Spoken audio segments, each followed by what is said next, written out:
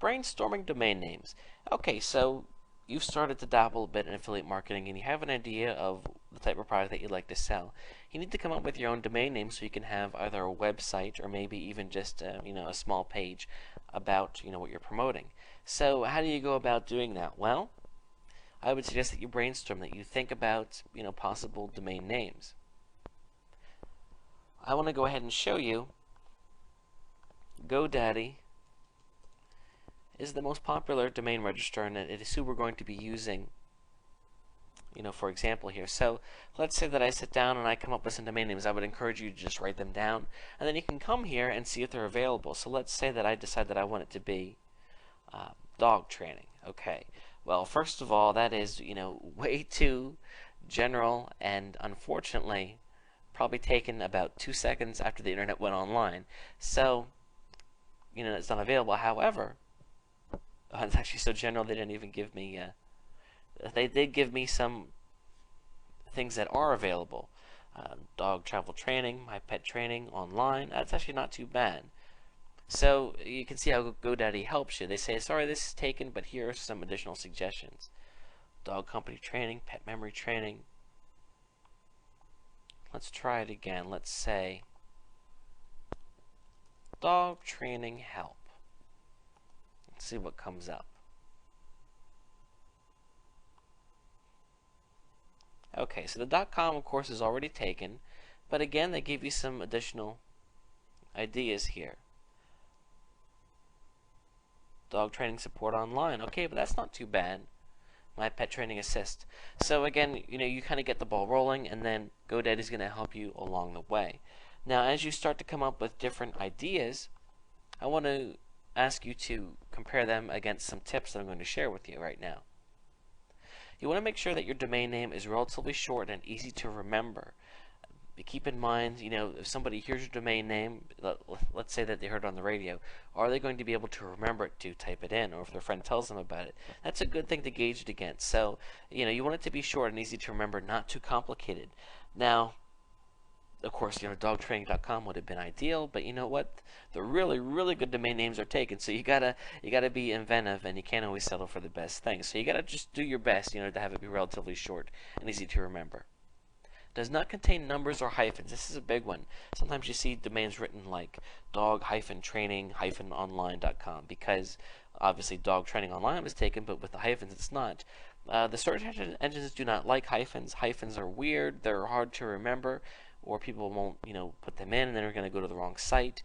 I would encourage you to stay away from hyphens and numbers. Now, if there's a number in your business name, certainly it's okay.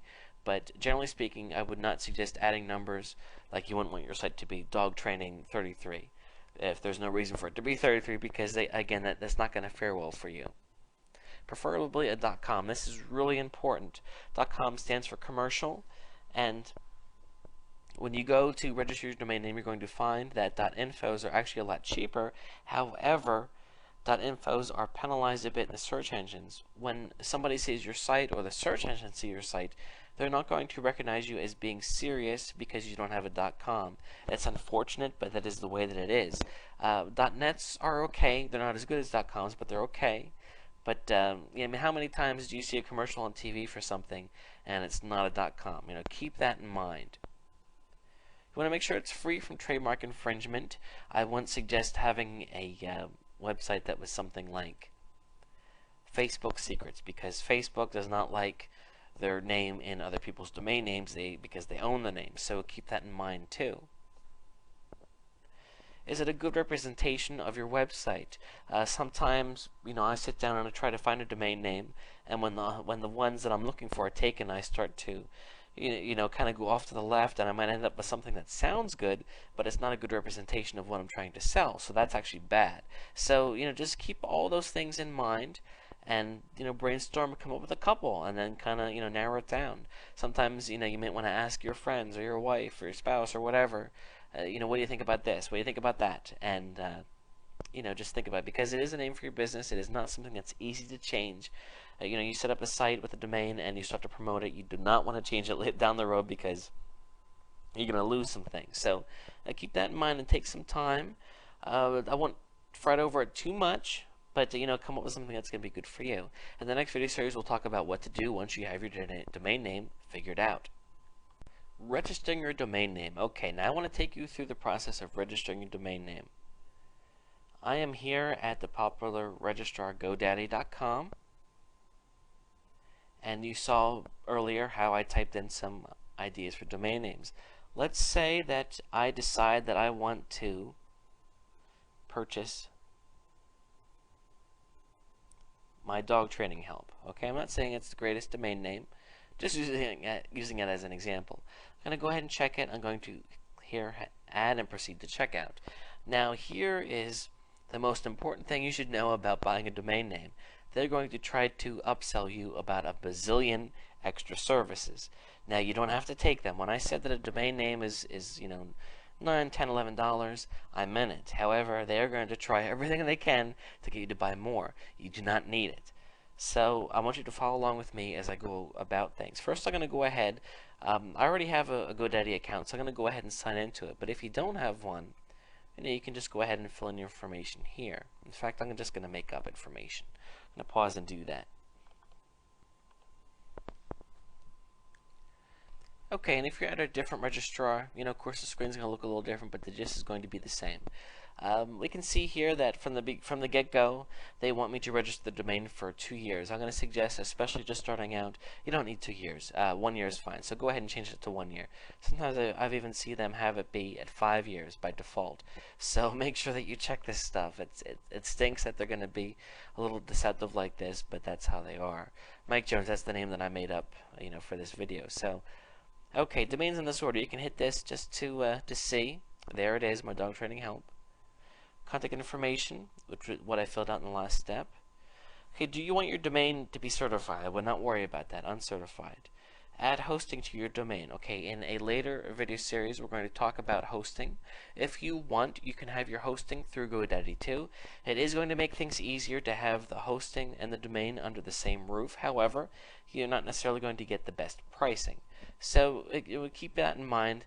The videos are going to take you step through step on how to work with, domain register to GoDaddy and then hosting to somebody else. So I won't worry too much about that. I'm not going to check on any of that.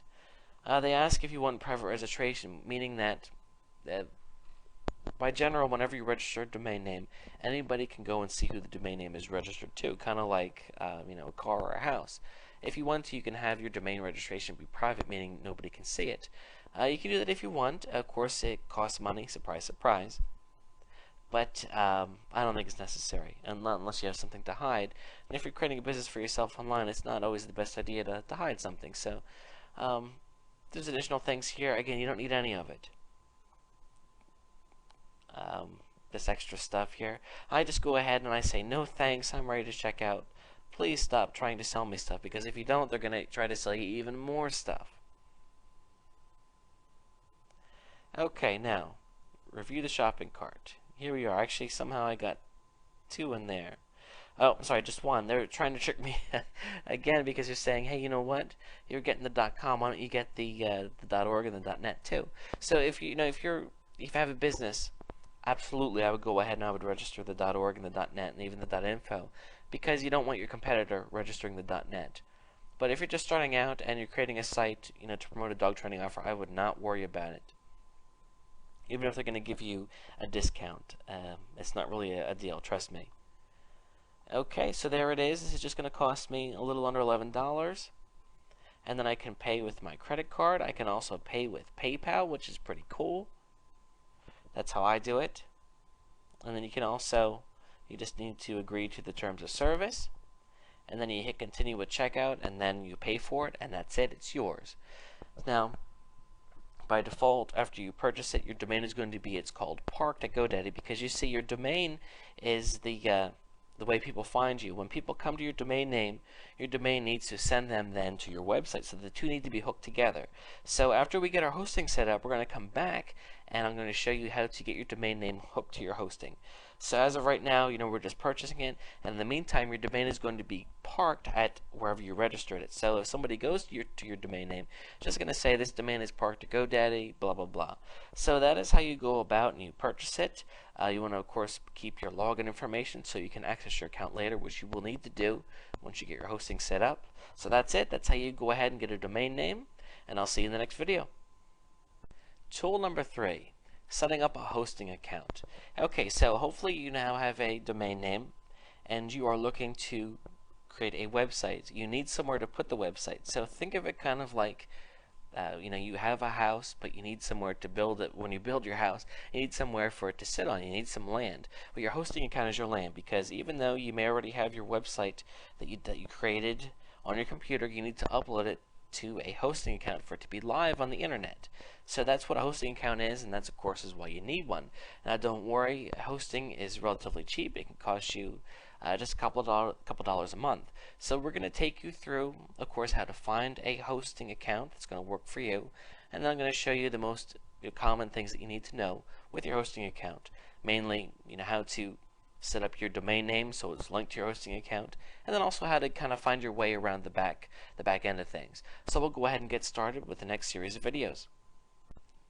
Why you need a website for affiliate marketing. Now, I got to tell you, this is a part where I do see people start to get intimidated because they say, website, that sounds complicated. And I wanted to tell you, why it is important that you get over this bit of concern, realize that it's not that hard, and also why you really do need one. There are a lot of advantages to having a website, including it is something that you legally own.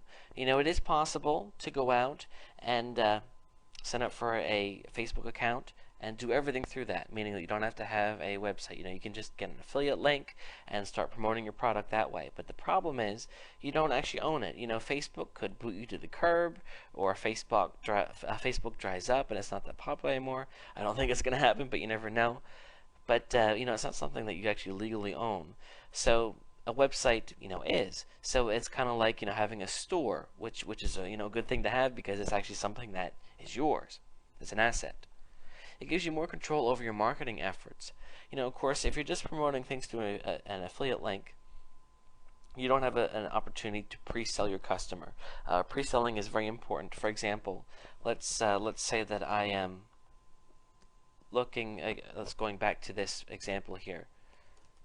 I am thinking about purchasing Doubling Stocks, which is a program to help you make money from the stock market. So I type in Doubling Stocks review. And what happens is these reviews come up, and this person has a website, and they wrote a review for Doubling Stocks. And actually, it skipped me past their review. Let's look at something else here.